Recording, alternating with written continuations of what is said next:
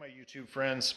I got inspired to do a project, kind of a DIY project on one of my rehab and flip properties that I've been working on, and I've got an issue that I'm not really sure exactly how to address. And let me show you what I'm working with here, and I'll kind of give you the background of what we're going to do and why. So we've got this. I call this Super 70s Disco Brick. I don't have any better name for it. It's just, we typically, when I say I don't necessarily like the bricks stacked in clean, vertical, horizontal rows like that.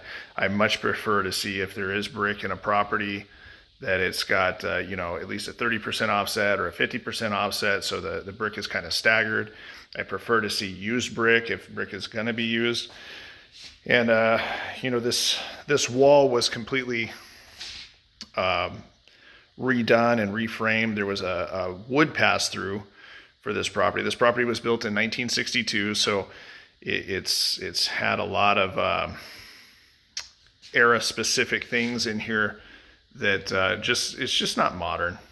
And that's kind of the biggest rub about the whole thing. You can see over the years and prior to when I have been involved in this project that it's, we got spray paint on it. Looks like there was some electrical going on in here at one point that's been abandoned.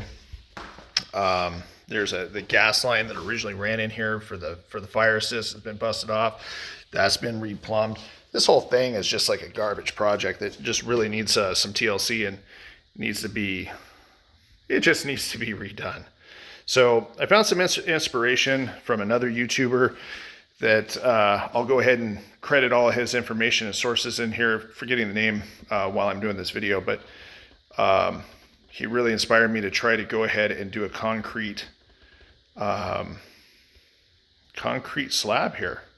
So I'm going to do a concrete mantelpiece here, and that's going to give us the opportunity to plumb new gas lines underneath this brick area and give us a little ambiance feature in there with just a gas burner in there instead of actually using it with wood.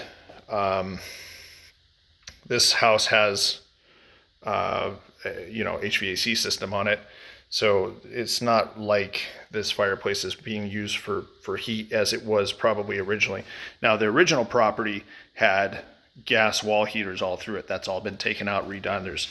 There's twin AC systems on this one. So there's no real need for this other than just centerpiece and ambiance and that kind of thing. And, it just looks ugly. So the style on this property is kind of a farmhouse style with a little bit of a modern spin.